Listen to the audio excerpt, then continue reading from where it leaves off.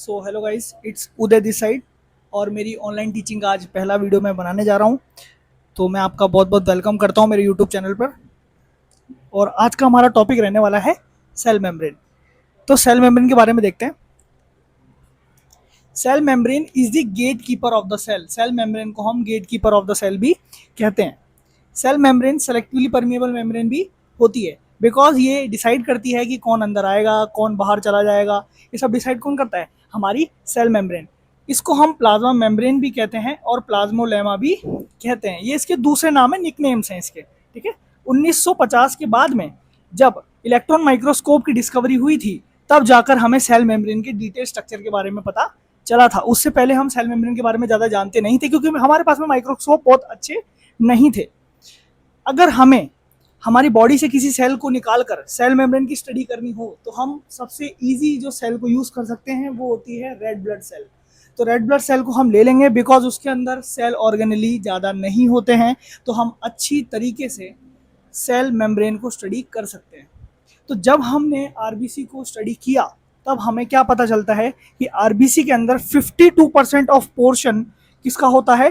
Protein का। और 40% of portion किसका होता है? लिपिड का, जब वो सेल मेम्ब्रेन को फॉर्म कर रहा होता है। ठीक है। On the basis of ease of extraction, cell membrane के कितने ऐसे कंपोनेंट होते हैं जो सेल मेम्ब्रेन को बनाते हैं? वो होते हैं मेनली दो। एक होती है हमारे पास में लिपिड, जो कि फोस्फोलिपिड की बेटा बायलेयर होती है, जो कि मेनली कौन सा होता है? लेसिथिन। और जो प्रोटीन होते हैं, वो प्रोटीन कितने तरह के होते हैं हमारे पास में? दो तरह के। एक होता है पेरिफेरल प्रोटीन, जिसको हम एक्सट्रिंसिक प्रोटीन भी कहते हैं, और एक होता है इंटीग्रल प्रोटीन, जिसको हम इंट्रिंसिक प्रोटीन भी कहते हैं। पेरीफ्री का मतलब ही क्या होता है कि सरफेस पर पाए जाएंगे सिर्फ और सिर्फ। और दूसरा होता है इंटीग्रल प्रोटीन।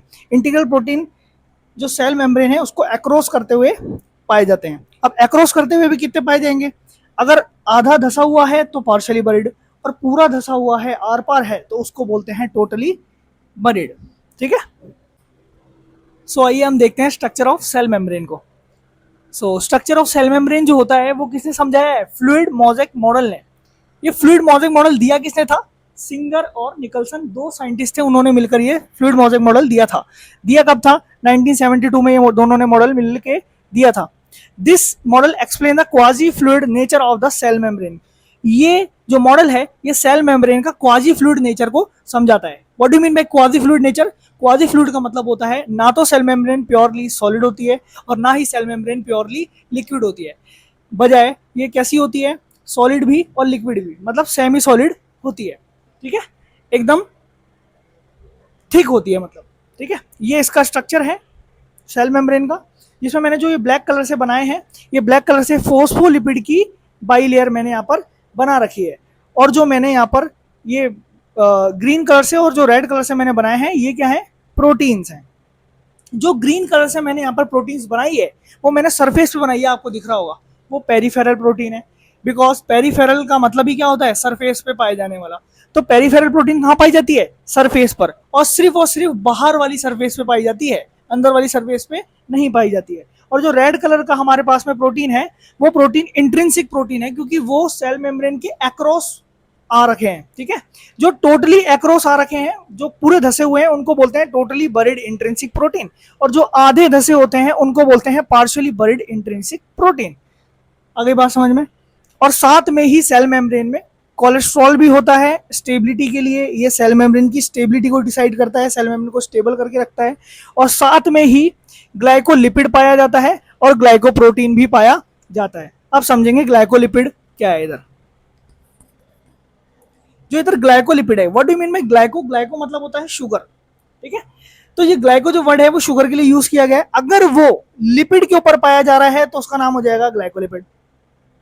और अगर ये ग्लाइको मतलब ये शुगर प्रोटीन के ऊपर पाई जा रही है, देखो यहाँ पर प्रोटीन के ऊपर पाई जा रही है और ये भी प्रोटीन के ऊपर पाई जा रही है, तो इसका नाम क्या हो जाएगा? Glyco protein. तो ये आपका क्या है? सेल मेम्ब्रेन का पूरा स्ट्रक्चर है। बाहर की तरफ क्या है? एक्स्ट्रा सेलुलर फ्लूइड है। अंदर की तरफ क्या है? साइटोप्लाज्म। मैं सेल को ऐसा अज्यूम करूं तो ये एक सेल है ऐसे, और मैंने उसका ये वाला सेल मेम्ब्रेन वाला पार्ट थोड़ा सा जूम करके यहाँ पर बनाया हुआ है, जो स्ट्रक्चर आपको ऐसा दिखाई पड़ रहा है। ठीक है ना। अब इसका जो हेड है वो साइटोप्लाज्म की तरफ फेस कर रखा है, और ये वाला जो हेड है वो एक्स्ट्रा सेलुलर फ्लूइड की तरफ फेस कर रखा है। और टेल जो है इनवर्डली अंदर की तरफ पाई जाती है। ऐसा क्यों होता है इसको अभी हम समझेंगे। स्ट्रक्चर ऑफ फॉस्फोलिपिड में क्या देखना है, जो फॉस्फोलिपिड होता है उसके पास में एक होता है हेड और एक होती है उसके पास में टेल। जो उसका हेड होता है वो पोलर इन नेचर है, मतलब वो किससे मिलकर बना हुआ है, किसी ऐसे सब्सटेंस से मिलकर बना हुआ है जिसमें पोलरिटी होती है, तो उसका नेचर कैसा हो जाएगा, पोलर। और साथ के ही साथ ये कैसा होता है, हाइड्रोफिलिक भी होता है, ठीक है। और जो इसकी टेल होती है वो कैसी होती है, नॉन पोलर होती है, बिकॉज वो किससे मिलकर बनी होती है, सैचुरेटेड हाइड्रोकार्बन से मिलकर बनी होती है, ठीक है। और वो हाइड्रोफोबिक होती है। हमने पहले कुछ ऐसा स्ट्रक्चर देखा था, यहां पर होता है एक्स्ट्रा सेल्यूलर फ्लूइड और अंदर की तरफ होता है तुम्हारे पास में साइटोप्लाज्म।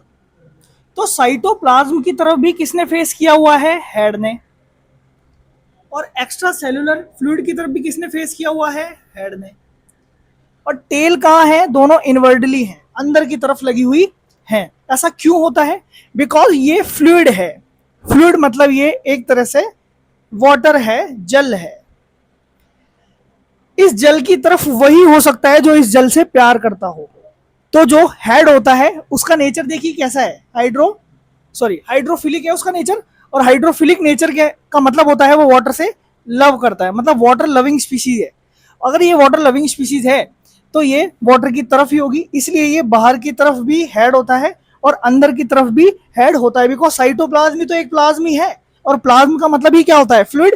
तो ये वाटर से प्रेम करते हैं, इसलिए ऊपर वाला जो हेड होता है वो भी बाहर की तरफ होता है और नीचे वाला जो हेड होता है वो भी बाहर की तरफ होता है। और अंदर की तरफ कौन होते हैं हमारे पास में, tail, because tail is hydrophobic, उसको वाटर से डर लगता है। अगर ये स्ट्रक्चर ऐसा ना होकर आप बताइए ऐसा होता, सोचिए खुद ही,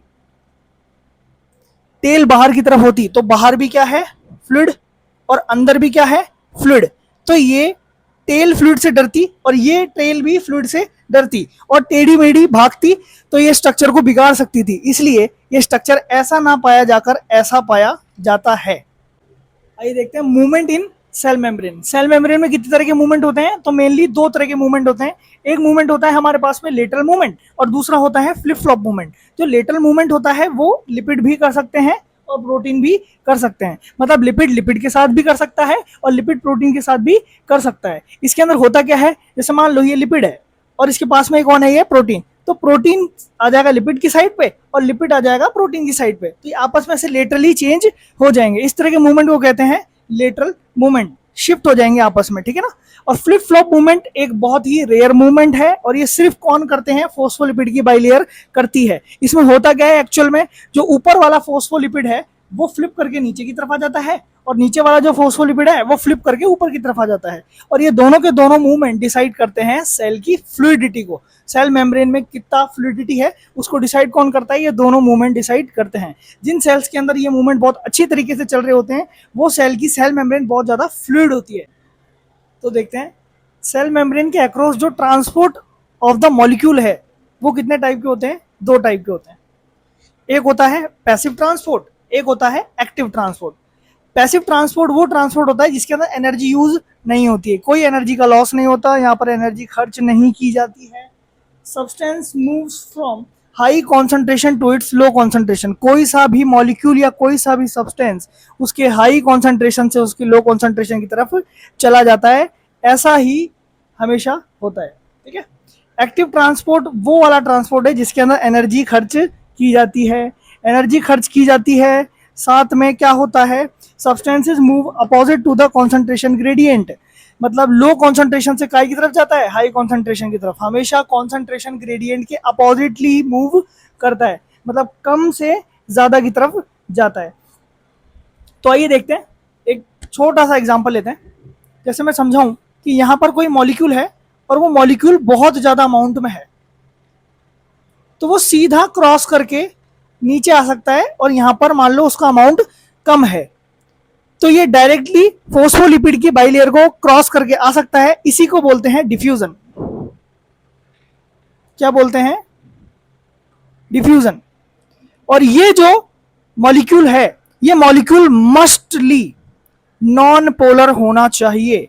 अगर ये पोलर है तो ऐसे क्रॉस करके डायरेक्टली यहाँ से नहीं आ सकता है।